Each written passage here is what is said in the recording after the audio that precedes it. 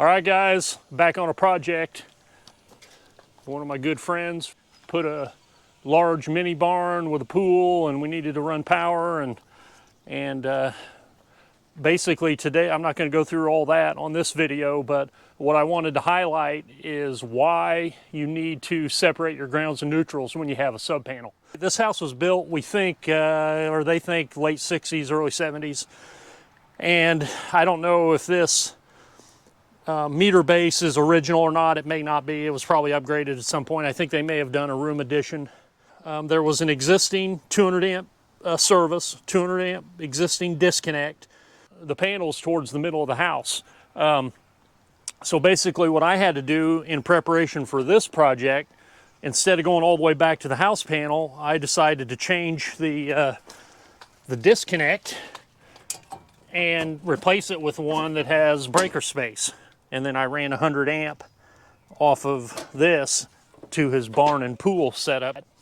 The way they grounded it originally, they had this bare copper ground wire, this small one, and this bigger, this number 4, I think it's a number 8 and a number 4, coming out of the house right to the ground rod.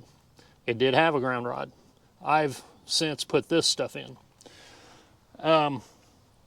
preparation for the final repair. But on the inside, they did not separate the grounds and neutrals. So I've had the homeowner turn on, a lot of lights and, miscellaneous this and that. And right now, and something just turned off, I had 3.8 amps on the ground. And something they've turned off now, I only have 2.6. But the reason is because the grounds and neutrals are not separated in the breaker box on the inside, which is technically a sub panel. So I'm going to go do that, and we'll revisit this amperage. All right, guys, we're inside, and I don't know if it'll show up with my poor lighting choices here. We have bouncing around 6.5 to 8 amps on the neutral, which I might add is undersized by today's standards. It's supposed to be the same size as the feeds. We go over to the ground. Holy cow, there's 12 amps on the ground.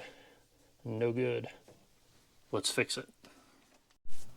Yeah, that was a crazy amount of amperage on the ground inside. It was 12, but out here at the source, at the disconnect, I can't really get my amp probe in around the ground wire, but just outside.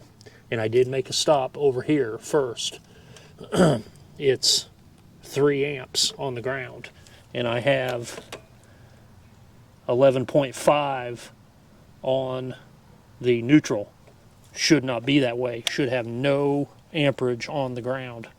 So again, let's go back inside. I just wanted to see, I wanted to double check outside, because inside I had the 12 amps on the ground wire and only I think it was 8 amps on the neutral, which completely backwards.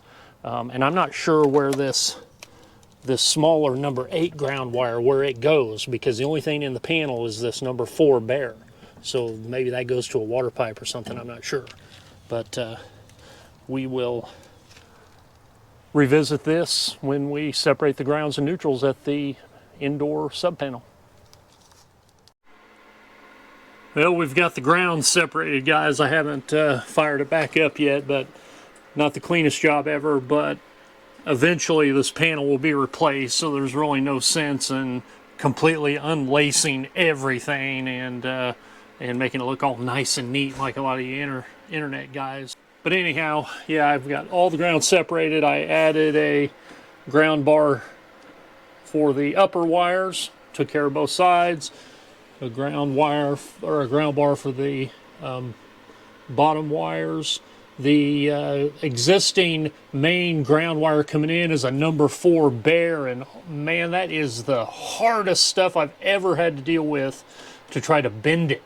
I mean, it is, yeah, hard to bend into shape.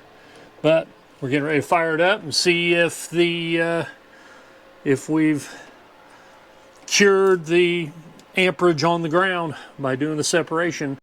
So I'll go through and tighten up all the neutrals, make sure everything's tight. I had to bend the wires out of the way to better route the ground wires. So we'll get everything put back into position and in place and fire it up and see what happens. Okay guys, I've separated all the grounds and neutrals in the panel inside the house, and we had about 3 amps on the ground before. Let me get on the neutral. Okay. So with what they have on in the house right now on the neutral, we have 11, 12, just under 12 amps on the neutral. Let's go to the ground. And zero. I was pulling, like, I had 3 amps. I had 3 amps to ground, I believe, before I made my repair with significant load on inside. And I have 11.6 on the neutral now, and nothing on the ground.